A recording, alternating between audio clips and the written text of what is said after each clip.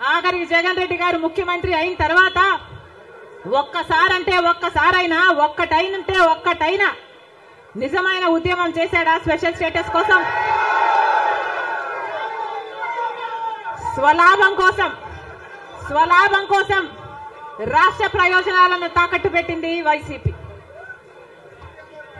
ఈ రోజు మనకు స్పెషల్ స్టేటస్ లేదు కదా, కనీసం ఒక ప్యాకేజ్ కూడా లేదు.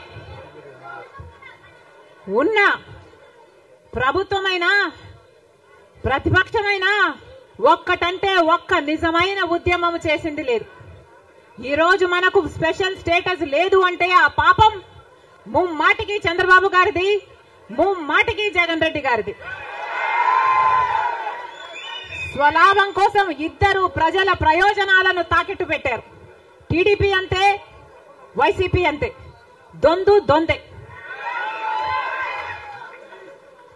అమరావతి రాజధాని అమరావతి అన్నాడు చంద్రబాబు గారు, సింగపూర్ను చేస్తానన్నాడు. 3D గ్రాఫిక్స్ మొత్తం గుర్తుందా? 3D గ్రాఫిక్స్ చూపించాడు చంద్రబాబు గారు. పోనీ అమరావతి రాజధాని అయిందా అంటే అది కాలేదు. జగన్ రెడ్డి గారు వచ్చారు, ఒకటి కాదు 3 రాజధానిలు అన్నారు. పోనీ 3 రాజధానిలు అయ్యాయా అంటే ఒక్కటి కూడా లేదు. ఈరోజు మనకు రాజధాని ఏది అంటే ఏదో మనకే అర్థం కాని పరిస్థితి. ఒకటైనా ఉందా అంటే ఏదీ లేదు, ఒక్కటి కూడా లేదు. మరి ఏమి సాధించుకున్నట్టు? పోలవరం ప్రాజెక్ట్ ఎప్పుడో 1941లో పోలవరం ప్రాజెక్టు కట్టాలనుకుంటే సాధ్యపడలేదు. ఆఖరికి రాజశేఖర్ రెడ్డి గారు ముఖ్యమంత్రి అయిన 2004లో రాజశేఖర్ రెడ్డి గారు జలయజ్ఞంలో భాగంగా పోలవరం ప్రాజెక్టును స్థాపించడం జరిగింది. రాజశేఖర్ రెడ్డి గారు ముఖ్యమంత్రిగా ఉండగా పోలవరం ప్రాజెక్టు చెందిన కుడి ఎడమ కాలువల పనులు కూడా చాలా శాతం చేశారు రాజశేఖర్ రెడ్డి గారు. మన దురదృష్టం రాజశేఖర్ రెడ్డి గారు వెళ్లిపోయారు. ఆయన చనిపోయాక మళ్ళా పోలవరం ఒక్క అడుగు కూడా ముందుకు పడలేదు. చంద్రబాబు గారు పోలవరాన్ని తాకట్టు పెట్టారు బీజేపీ దోస్తీ కోసము.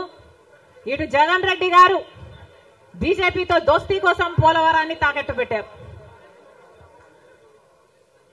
అంతేకాదు బీజేపీ అధికారంలో 10 సంవత్సరానికి 2 కోట్ల ఉద్యోగాలు ఇస్తామంది బీజేపీ పార్టీ. 10 సంవత్సరాలలో ఎన్ని కోట్లు వచ్చుండాలి? 20 కోట్ల ఉద్యోగాలు వచ్చుండాలి మన దేశంలో. ఆంధ్ర రాష్ట్రానికి కనీసం 1 కోటి ఉద్యోగాలైనా ఇచ్చిందా బీజేపీ పార్టీ?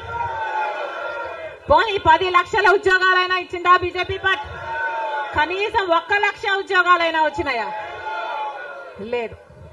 ఆంధ్ర రాష్ట్రంలో 1 లక్ష అంటే 1 లక్ష ఉద్యోగాలు కూడా ఇవ్వలేదు బీజేపీ పార్టీ.